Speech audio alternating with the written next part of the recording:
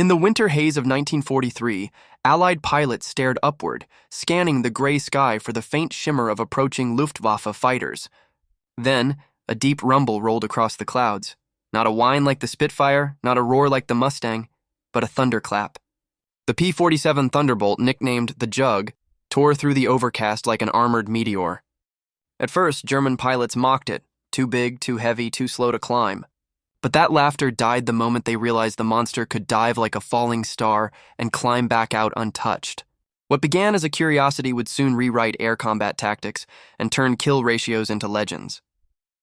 The Republic P-47 was a marvel of brute engineering, a 2,000 horsepower, Pratt & Whitney R2800 engine pushing .850 caliber. Browning machine guns and a frame built to survive punishment no other single-engine fighter could endure. Its weight, once seen as a flaw, became its secret weapon. In a dive, that mass translated into unstoppable acceleration. Where lighter aircraft risked structural failure or compressibility stalls, the Jug held steady, slicing downward faster than radar could track. German pilots learned too late that chasing it was suicide. The Thunderbolt could vanish from the sky, then reappear behind them in a flash of tracers and fire. For rookie pilots, the first dive was a baptism of terror. The altimeter spun wildly, the wind shrieked, and the horizon blurred into a gray tunnel. But beneath the fear was awe. The machine stayed rock solid, begging for more speed. In that moment, every pilot felt invincible, as if the aircraft itself were daring gravity to do its worst. Stories spread across squadrons, of P-47s dropping 10,000 feet in seconds, of enemies disintegrating under concentrated gunfire, of pilots walking away from fights their comrades thought impossible to survive. The myth was born, a heavy fighter that fought like lightning. By the time the Thunderbolt squadrons reached full strength, the Luftwaffe had a new nightmare. German commanders reported engagements where entire formations vanished under diving attacks they couldn't counter. The Allies began to notice something staggering, kill ratios climbing beyond anything recorded before. Yet the secret wasn't just firepower. It was a discovery hidden in those terrifying dives, a maneuver that turned weight into dominance. What the P-47 pilots learned next would transform air combat forever and push kill ratios to an almost unbelievable 19-1. Early 1943. Over a small airfield in southern England, a group of American pilots gathered around a blackboard covered in chalk lines and speed curves. Their commander, a veteran from the Battle of Britain, drew one final arc, a line that dropped steeply off the edge of the chart. This, he said, is where most aircraft break apart. The room fell silent. But standing in the back, Captain Glenn Eagleston grinned. He had already felt what the P-47 could do in a dive, and he wanted to go steeper. That afternoon, he would push his machine beyond every tested limit, not knowing if it would hold together or tear itself to pieces. The test began at 30,000 feet. Eagleston rolled the Jug onto its back and pointed its nose straight down. The altimeter spun. The airspeed needle jammed against the stop at 525 mph, beyond the known safe limit. At those speeds, air friction turned the cockpit canopy milky with frost. The aircraft vibrated like a living beast, straining to break free. Engineers on the ground watched their instruments go haywire. Yet the P-47 didn't disintegrate. Its thick wings and rugged fuselage absorbed the pressure, while the huge turbo-supercharged engine screamed in defiance. When Eagleston pulled out barely 2,000 feet above the sea, the airframe groaned, but held. He had just discovered the Thunderbolt's true weapon, the vertical dimension of war. That night, pilots huddled in the mess hall, retelling what they'd seen. Coffee cups trembled as they mimed the dive angle with their hands. "You could feel the whole world fall away," one whispered. And then, nothing. Just speed. Fear mixed with exhilaration. The older pilots, once skeptical of the flying tank, began to sense its potential. Each man imagined what would happen if this maneuver were unleashed in combat, not as an accident, but as doctrine. Somewhere outside, the wind howled across the dark runway, carrying the smell of fuel and oil, like a promise waiting for ignition. By dawn, flight commanders were writing new notes in the margins of their tactics manuals. Use weight. Dive first. Strike fast. They were rewriting aerial warfare one chalk line at a time. Soon, they'd take these dives into combat, against the most seasoned Luftwaffe aces over occupied Europe. What began as a reckless test in the English sky would become a slaughterhouse in the clouds. And when the German pilots finally met the Jug in its element, the results would leave even hardened veterans speechless. The dawn over northern France was pale and quiet. Too quiet. At 20,000 feet, a formation of P-47s from the 56th Fighter Group broke through the morning haze, engines growling like distant thunder. Below them, a German freight train was winding its way through the countryside. The lead pilot, Captain Walker Bud Mahurin, radioed a single word: dive. Instantly, the sky exploded into motion. 8 Thunderbolts rolled inverted and plunged earthward at angles that would have shattered lesser planes. The sound, a deep, rising scream, sent German flak crews scattering. In seconds, the first real combat test of the dive tactic had begun. Mahurin's P-47 cut through 15,000 feet of air in mere moments, wind friction igniting the paint on the leading edges of the wings. The 850 caliber Brownings came alive, spitting red fire into the train below. Explosions rippled across the rail cars. Ammunition, fuel, and steel tearing apart in a chain of destruction. Anti-aircraft guns opened up too late. By the time they aimed, the Thunderbolts were already climbing again, engines howling as they pulled away at impossible angles. German reports later described it as a strike from the heavens, a phrase that would become chillingly familiar to ground troops across Europe. Back at base, the returning pilots were silent at first, the adrenaline still burning in their veins. One by one, they climbed out of their cockpits, eyes wide with disbelief. The ground crews swarmed them, expecting damage. None. Not a single hole. The thick armor and robust frame of the Jug had absorbed flak fragments that would have shredded any other fighter. One mechanic tapped on the bullet-scarred cowling and muttered, "She's not a plane. She's a damn fortress." Word spread through the ranks that day. The P-47 wasn't just fast, it was nearly indestructible. But Mahurin wasn't satisfied. Destroying trains was one thing, facing Messerschmitts was another. Rumors spread that the Luftwaffe had begun reinforcing its patrols over occupied France, sending up aces who'd fought in Spain and Russia. They'd never seen a fighter that could dive like the Jug, but they were about to. Within days, the Thunderbolts would meet the Bf-109s and FW-190s head-on, and what happened next would mark the turning point of the air war over Europe. September 1943. The skies over Rouen, France were a bruised purple at dawn, the air thick with fog and anticipation. Radio chatter crackled through the headsets of Thunderbolt pilots as they formed up over the channel. Unseen beyond the cloud deck waited a wolf pack of Luftwaffe fighters, seasoned men who'd fought since the first days of the war. They had heard rumors of a metal monster that dove like a stone and climbed like a rocket. That morning, they intended to prove it was mortal. The traps were set. The sky itself would become a cage. The first contact came at 22,000 feet. 20 P-47s escorting bombers were shadowed by a dozen FW-190s approaching from the sun. The Germans dived first, classic tactics, expecting their lighter fighters to outmaneuver the Jug.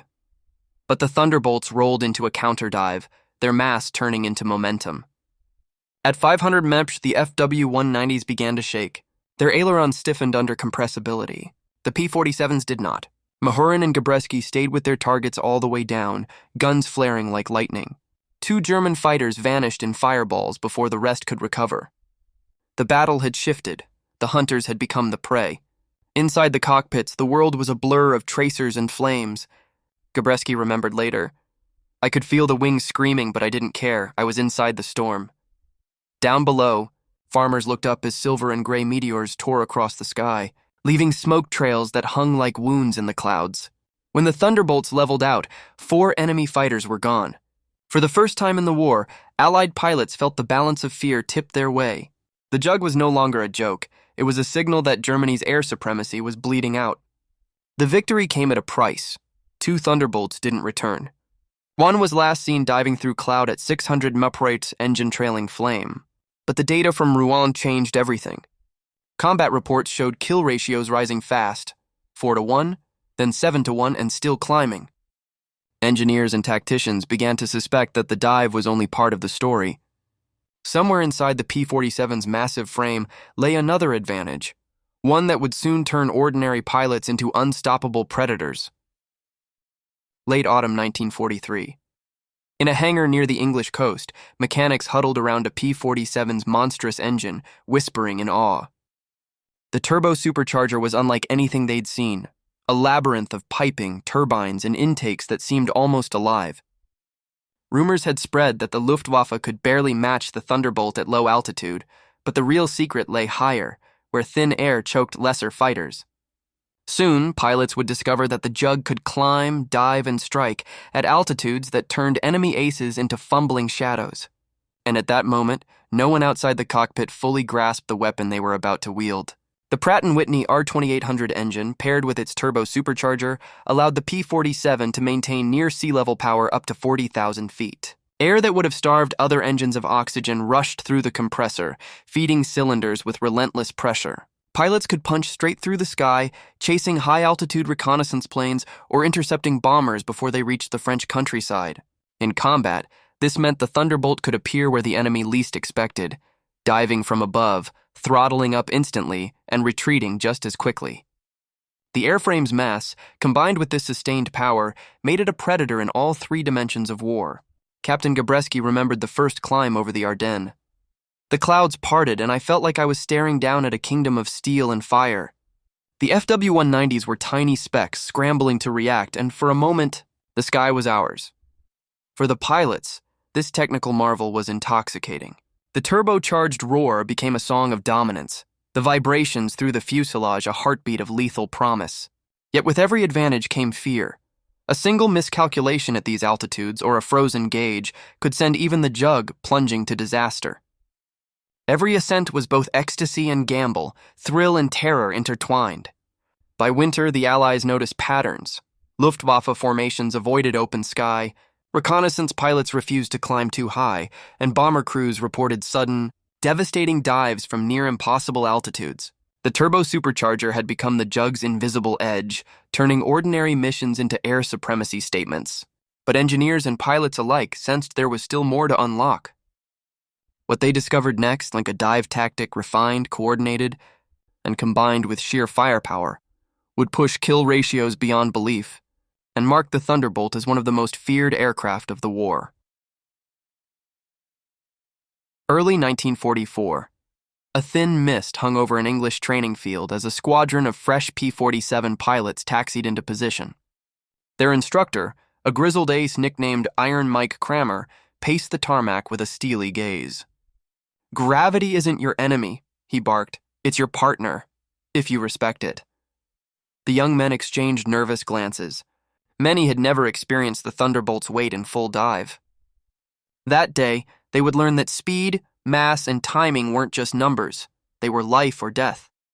And the first trainee to master the vertical would feel the raw, almost unnatural thrill of wielding a skyborne hammer. Training focused on altitude control, dive angles, and throttle modulation.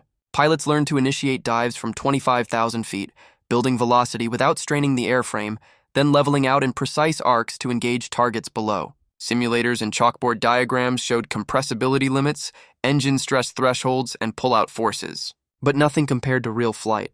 The Thunderbolt's rugged construction allowed maneuvers other planes could never survive. Sustained 60-degree dives, rapid transitions from vertical to horizontal attack, and instant climbs for evasive maneuvers.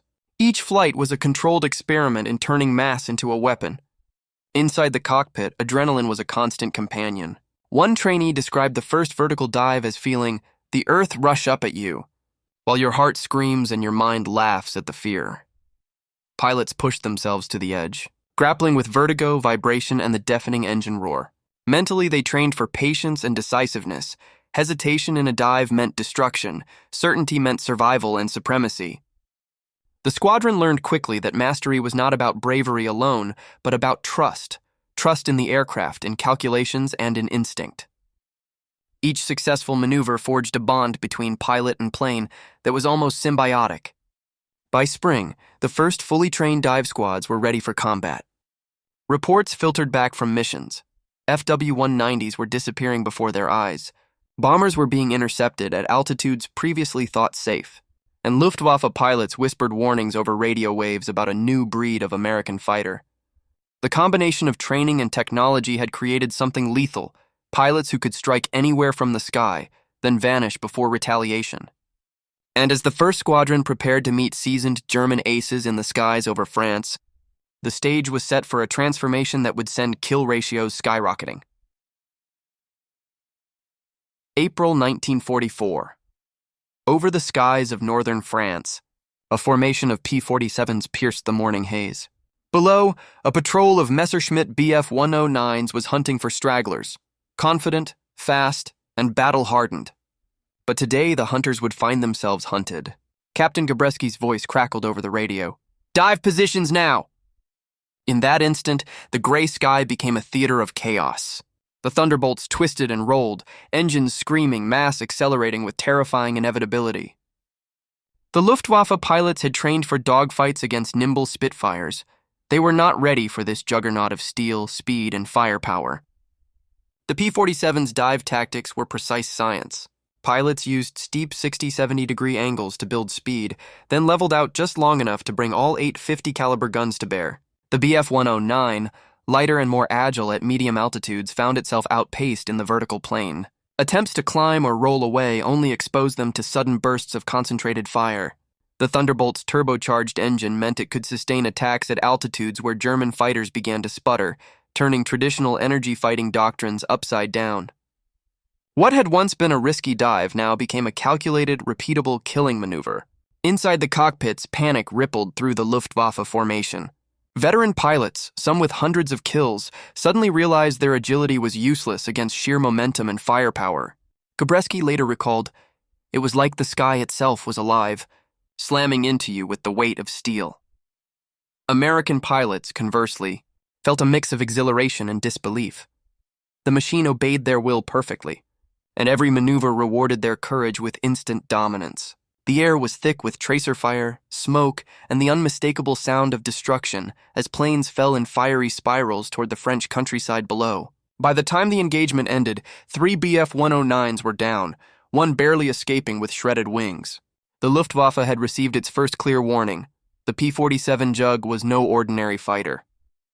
Reports reached German command, and terror spread in the eyes of aces who realized that traditional tactics were failing. But this was only the beginning. The pilots had discovered a deadly combination: dive, speed, firepower, and soon this doctrine would be perfected, turning ordinary missions into near-unmatched slaughters in the sky, and the legendary 19-to-1 kill ratios would begin to emerge.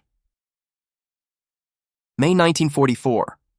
The European sky was a tense chessboard. Thunderbolts patrolled in disciplined formations, engines growling like distant artillery, while German pilots lurked among clouds, biding their chance. Every mission became a high-stakes gamble. One misjudged angle, one delayed throttle adjustment, and death waited below. Ground observers reported flashes of fire, spirals of smoke, and streaks of silver cutting through the clouds with unmatched ferocity. For the Allies, the P-47 was no longer just a fighter. It had become a storm that could strike anywhere, at any moment. Squadrons refined tactics, turning verticality into a precise weapon. Dive angles were standardized, throttle management became second nature, and wings were positioned for maximum fire coverage during pullouts. The Thunderbolt's turbocharged engine allowed sustained climbs and rapid recoveries. Its heavy airframe absorbed hits that would cripple other fighters. Pilots practiced coordinated attacks. One plane would dive, drawing attention, while others attacked from blind spots, creating a lethal crossfire that left the Luftwaffe scrambling.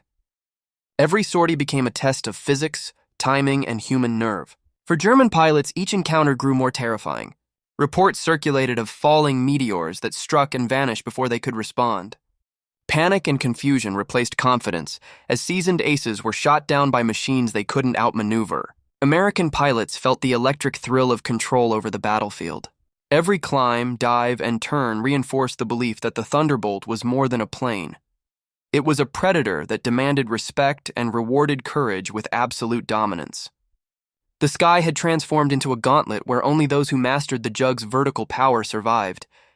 As kill tallies rose, German command scrambled to adjust tactics, but nothing seemed effective. Intelligence reports hinted at a new phase, a coordinated deployment of dive tactics, massed formations, and firepower that would crush anything in its path. The P-47 pilots were not only learning, They were perfecting a doctrine that would soon make aerial engagements over Europe almost one-sided. June 1944. Over the skies of Normandy, hundreds of aircraft converged in a deafening, chaotic symphony.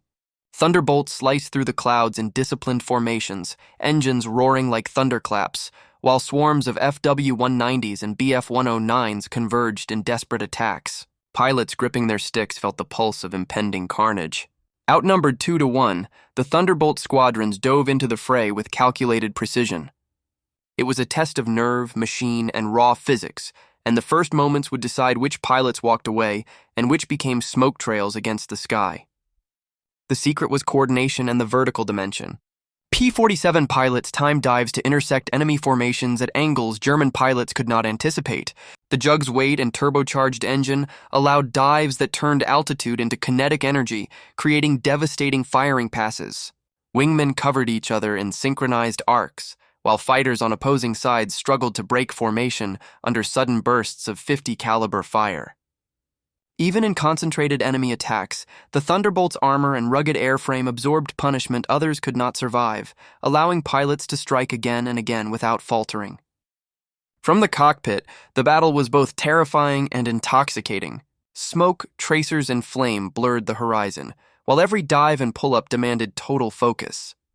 Pilots felt the incredible power of momentum as the Jug hurtled toward the enemy, then responded instantly to evasive commands. Fear was ever present. A single mistake meant a fiery end, yet adrenaline sharpened senses, heightening awareness to almost superhuman levels. By the time the smoke cleared, even veteran Luftwaffe pilots admitted they had never faced a fighter so relentless, so unforgiving, and so brilliantly utilized by trained aviators. Reports filtered back, kill ratios climbing beyond belief, 10-1, 12-1 in some sorties. The Thunderbolt was rewriting the rules of engagement. Yet the pilots knew this was only the beginning. Engineers were still tweaking performance, and tactical manuals had yet to catch up with the reality of vertical mastery. The next encounters promised even higher stakes, larger formations, smarter enemy strategies, and the chance to cement the P-47's reputation as the sky's ultimate predator. What followed would cement legend into lore and turn ordinary pilots into near-mythical killers of the Luftwaffe. July 1944. Over the skies of northern France, word spread quickly among Allied pilots. The 56th Fighter Group had perfected a maneuver so lethal it seemed almost supernatural. Thunderbolts executed steep dives, precise pullouts, and coordinated crossfire that left German formations in shambles. Radio chatter from Luftwaffe pilots painted a picture of chaos, panic, and confusion ruling the sky. One squadron's mastery of vertical combat was not just winning battles. It was rewriting the strategy of entire campaigns. Every sortie became a calculated strike, every engagement a potential game-changer. The vertical dive doctrine was now a codified tactic. Squadrons timed altitudes, speeds, and pullouts to perfection, with wingmen coordinating attacks from multiple angles. The P-47's heavy airframe, turbocharged engine, and 850 caliber guns allowed sustained attacks that lighter fighters could neither survive nor counter. As intelligence reports came in, planners realized that concentrated deployment of dive tactics could disrupt Luftwaffe patrols, force strategic retreats, and even protect bomber streams from heavy losses. What began as isolated experiments had evolved into a systematic method of aerial domination. For the pilots, the stakes were immense. Each mission carried the tension of measured risk and immense reward. Adrenaline coursed through veins as formations dove through the clouds, engines screaming, wind tearing at faces, tracer fire weaving through the air like deadly threads. The thrill of controlled chaos, the blend of fear and empowerment, bonded pilots in an unspoken fraternity. Observers on the ground watched in awe as small groups of Thunderbolts annihilated larger enemy contingents, and German aces began questioning the effectiveness of decades of tactical doctrine. The domino effect was undeniable. As one squadron mastered the vertical, others quickly adopted the tactics, spreading lethal knowledge across the Allied air forces. Kill ratios soared. Some missions reported 15-1, edging closer to the legendary 19-1 that would soon become the P-47's hallmark. But the Luftwaffe was adapting, and the next phase would test whether the Thunderbolt's dominance could survive against smarter, faster, and more desperate opposition. What happened in the coming months would seal the Jug's place in history and forever change the skies over Europe. August 1944. German command rooms buzzed with urgency. Reports from the front lines painted a grim picture. P-47 Thunderbolts descending from the heavens, tearing through formations and vanishing before retaliation. Veteran Luftwaffe aces whispered of falling tanks in disbelief. New tactics were drafted, test flights planned, and desperate strategies concocted. The enemy knew they faced a machine unlike any before, and that the war in the skies was tipping against them. For the American pilots, the knowledge that the enemy was actively hunting solutions added a charged edge to every mission. The Luftwaffe attempted several counters: tighter formations, concentrated flak zones, and aggressive head-on attacks designed to exploit the P-47's perceived slowness at lower altitudes. Specialized units were trained to anticipate dives, attempting to bait Thunderbolts into traps. Engineers experimented with higher-performance FW-190 variants, tweaking engine output and armament. Yet every measure was met with innovation from the Allies: coordinated dive patterns, staggered altitudes, and precise wingman tactics ensured that the Jug's weight, firepower, and turbocharged climb kept it one step ahead. The air war had become a deadly game of chess, with each side pushing technology and tactics to the edge. In the cockpit, pilots could feel the tension. Every sortie carried the possibility that the Luftwaffe had found a weakness, that the next formation might be a trap. Yet there was exhilaration, too. The thrill of testing limits, the satisfaction of seeing a dive tactic executed perfectly under pressure. The roar of engines, the whine of the turbocharger, and the streak of tracer fire became a symphony of controlled violence. Fear, focus, and adrenaline fused, shaping pilots into warriors whose confidence stemmed from both the machine and the mastery of its capabilities. Despite German adaptation, the Jug retained an edge. Kill ratios continued to climb, staggering numbers that confounded even the most seasoned observers. Reports hinted at a new phase: pilots combining dive mastery, turbocharged climbs, and squadron coordination into devastating offensive patterns. The next encounters would not just challenge the Luftwaffe, they would shatter their confidence, forcing them to reconsider the very nature of air combat. The stage was set for an unprecedented escalation, one that would etch the P-47's legacy into legend. September 1944. The skies over France had become a proving ground. Pilots who had survived the early chaos now moved with almost mechanical precision, their instincts honed by months of relentless combat. A single glance at the clouds could reveal enemy formations before they were fully visible. Radio chatter was minimal, unnecessary, because every pilot knew their role, their position, and their timing. The battlefield had shifted. Experience was no longer just knowledge. It had become lethal skill, sharpened by countless dives, climbs, and engagements. Through repeated sorties, pilots refined their dive angles, pull-out speeds, and firing windows to near perfection. The P-47's turbocharged engine and heavy airframe allowed them to execute maneuvers that would have shredded lesser fighters. Wingmen operated as extensions of each other, creating overlapping fields of fire that German pilots could not penetrate. Pilots calculated speed, wind, and enemy positioning in seconds, transforming physics into a weapon.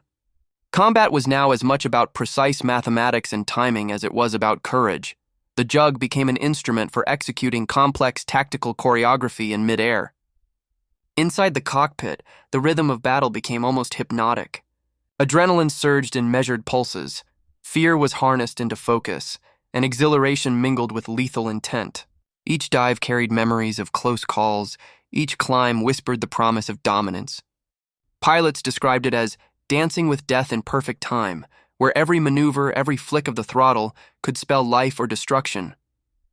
The clouds were no longer neutral. They were a stage for mastery, a canvas where experience painted patterns of deadly precision. By fall 1944, this mastery was no longer confined to individual squadrons. Word spread across the European theater. The P-47 was transforming pilots into predators capable of feats previously deemed impossible. Luftwaffe losses mounted as novice aces fell to veterans whose skill made them nearly untouchable. Yet even as experience sharpened lethal ability, the skies were about to become an even greater crucible. The next point would reveal how combined tactics, technology, and sheer audacity pushed the kill ratios toward the legendary 19-to-1 mark. October 1944. Dawn broke over northern France with a cold gray light, and the sky trembled with anticipation. Pilots of the 56th Fighter Group lined up in formation, engines roaring, ready for a coordinated strike unlike any before. From below, German pilots could only watch as silver meteors cut through the clouds in perfect unison. There would be no hesitation, no solo heroics, only precision, timing, and the brutal calculus of mass and firepower. The Luftwaffe was about to discover that the Jug, when unleashed as a collective weapon, could annihilate entire formations before they knew what had hit them. Coordinated attacks transformed vertical dive tactics into strategic dominance. Squadrons synchronized dives from multiple altitudes, creating overlapping attack vectors that German fighters could not counter. Each P-47 executed precise pullouts, bringing all 8 50-caliber guns to bear in lethal arcs. Turbocharged engines allowed recovery at high altitude, while heavy airframes absorbed flak and minor collisions. The result was an almost mechanical precision, a storm of steel and velocity striking with unstoppable efficiency. What had been a series of individual victories now became an orchestrated symphony of destruction. Inside the cockpits, pilots felt the terrifying beauty of coordinated chaos. Every movement was choreographed yet adrenaline-driven, a blend of instinct and calculation. German pilots, caught off guard, spiraled into panic, their formations disintegrating under the onslaught.